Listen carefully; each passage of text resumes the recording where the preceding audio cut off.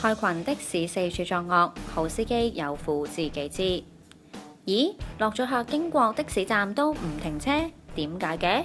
啲人都走晒啦喎，仲停喺斑馬線度等啲咩啊？哦，原來係吊泥鯭。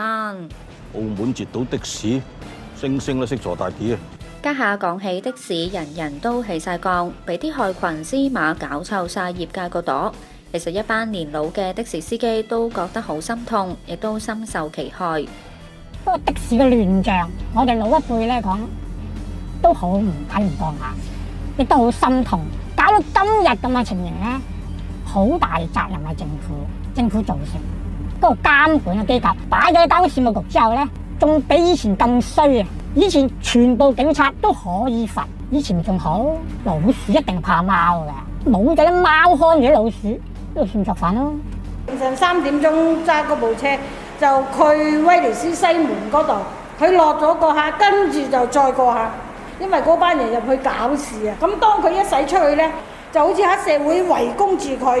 啊！你好等錢用啊！你乜啊乜啊乜啊咁樣啊！佢哋係鬧個客，一定要個客落車。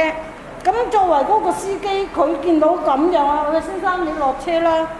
咁我先生落翻車，吉車走翻出嚟啊！即係佢自己唔做嗰啲客，就亦都唔俾我哋其他啲行家去做。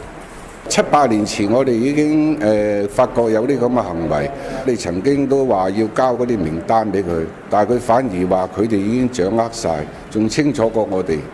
我話而家你話曳唔會嘅，第日會仲曳啲，因為你唔做嘢啊，會惹開晒，會成咗風氣咧，再搞就係難搞㗎啦。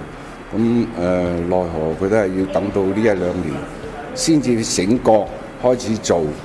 咁樣就係比較起步係比較難啲嘅，呢樣我哋都體諒警方嘅。業界話，除咗要懲罰同教育違規司機之外，亦都要多啲同旅客做宣傳，俾佢哋知道喺澳門搭的士係睇標收費，唔需要問價。澳門咧少咗啲魚嚟引啲貓咧，嗰啲貓自然就少魚揀啦，冇魚食啦。米城規道嗰啲啦。澳日前線報導。